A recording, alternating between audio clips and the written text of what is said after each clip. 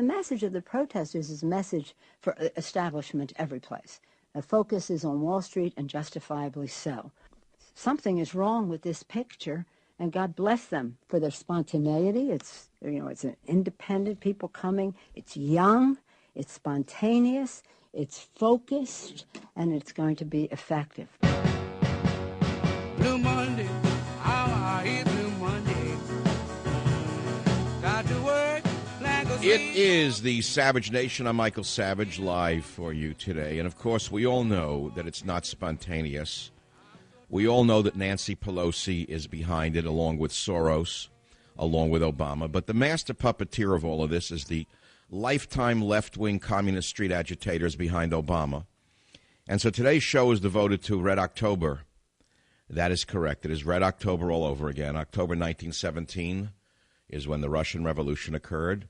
And October 2011 is when the American Revolution is in its infancy. And if you think this is spontaneous, if you think that Pelosi is not using this to get people off the mark, off from focusing on the $735 million that they just gave her brother-in-law with another solar loan, or that Obama's not using the rabble in the gutters of America right now with the Occupy Wall Street rubbish in order to get them off fast and furious to gun running to Mexico, or the other scandals in this administration, then you are as naive as they think you are. Do you actually think these protests are spontaneous?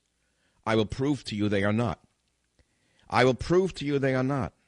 But first I want to talk about the second Bolshevik Revolution, which is beginning in the United States of America, egged on by our first communist president. Let us remember that David Axelrod, his advisor, the man behind the scenes, has been a lifetime street agitator from the days in Chicago to now, from the days of rage to now. He is behind this, in my opinion, as is Rahm Emanuel, another man, another powerful, wealthy man saluting the street rabble, a lifetime street agitator and a leftist. Nancy Pelosi, who just gave a no-strings-attached $735 million loan to another solar company, on whose board there happens to sit her brother-in-law, and the unions all cheering on the communist rabble in the streets of America. But why are they doing it? Why are they doing it is the question.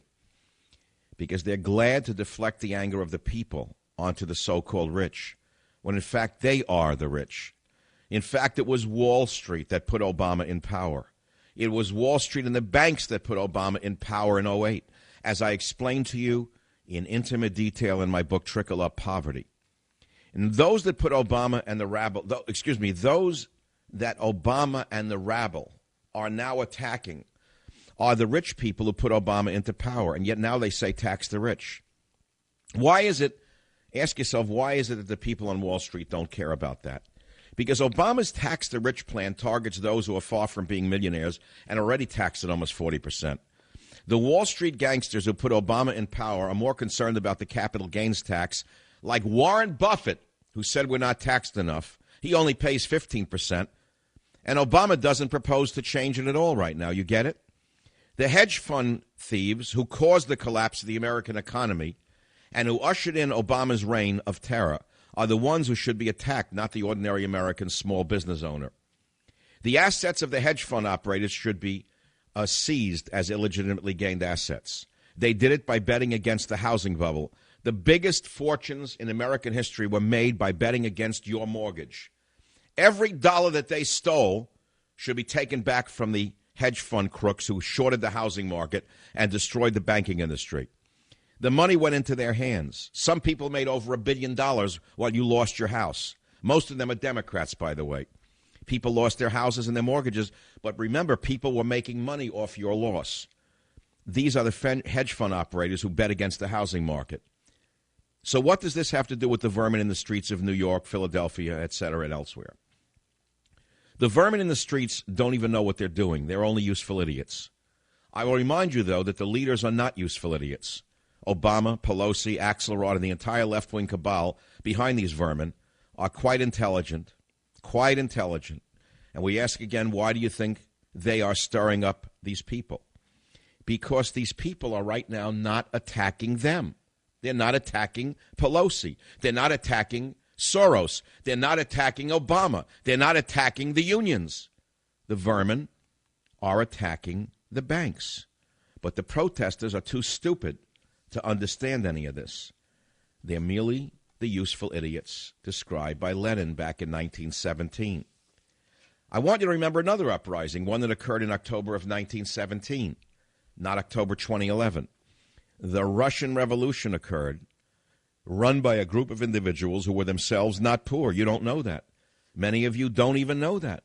But the people behind the Russian Revolution were not the working class. They weren't the poor.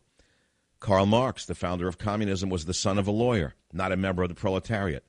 Friedrich Engels, who created communist theory with Marx, Engels, was the son of a wealthy German cotton manufacturer. Vladimir Lenin, who led the Russian Revolution, came from a comfortable middle-class family. In other words, listen to me, they were all the hippie trust fund cases of their time in Russia, and yet they were able to marshal and steam up the poor who were actually starving at that time in Russia. Incidentally, there's no starvation in America. Witness most of the hippies who are protesting. They're fat and drugged out. Plenty of money to spend on alcohol and booze. Nevertheless, as we saw yesterday, when left-wing Congressman John Lewis went to speak to one of these groups of rabble, he was actually shut up. They stopped him from speaking. He was shocked, just so shocked. He thought he could use them for his own purposes, capitalize on their anger.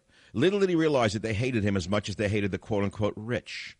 Little do the Democrats like Obama and Axelrod and Rahm Emanuel and Obama and Pelosi, little do they know that their support of the rabble will backfire on them and very shortly. You see, I studied history, and during the French Revolution, once the guillotines started working, cutting off the heads of the aristocracy, the guillotines could not be stopped. And when they ran out of the heads of the aristocracy, the guillotines continued to slip and slide. And soon the revolutionaries themselves in France were having their own heads cut off by each other. They were blaming each other as being counter-revolutionaries. Eventually, one head after another was cut off without regard to where they were before the revolution. Sound familiar? The hunt for Red October is over. It is in the White House. And remember this. Here is the take-home message on the Savage Nation. This cabal, Axelrod, Obama, Soros, Pelosi, Rahm Emanuel, etc., and so on, they unleashed the mobs to cover up the Solyndra scandal, Light Squared scandal, gun running to Mexico, and the $735 million to Pelosi's kin. Deflection, obfuscation. Remember, the banks put Obama in power. Remember this. Even Schumer backs the vermin in the street. Why would he do that when Wall Street is Schumer's biggest backer? Now let's play a little Pelosi for a moment so you hear her in context. Again, go ahead. The message of the protesters is a message for establishment every place. The focus is on Wall Street, and justifiably so. Something is wrong with this picture, and God bless them for their spontaneity. It's an independent people coming. It's young, it's spontaneous, it's focused, and it's going to be effective. Yeah, really effective, Nancy. What you don't know is that they're going to turn on you very soon. What you don't know is that eventually Bill Ayers and the old Students for Democratic Society vermin who would like to hang anybody who has anything in this country, in other words, the old vermin from the 80s, the 60s rather, Ayers, Bernardine Dawn, Mark Rudd, and the other weather underground vermin, when they get control, believe me, they're not going to stop with who they got.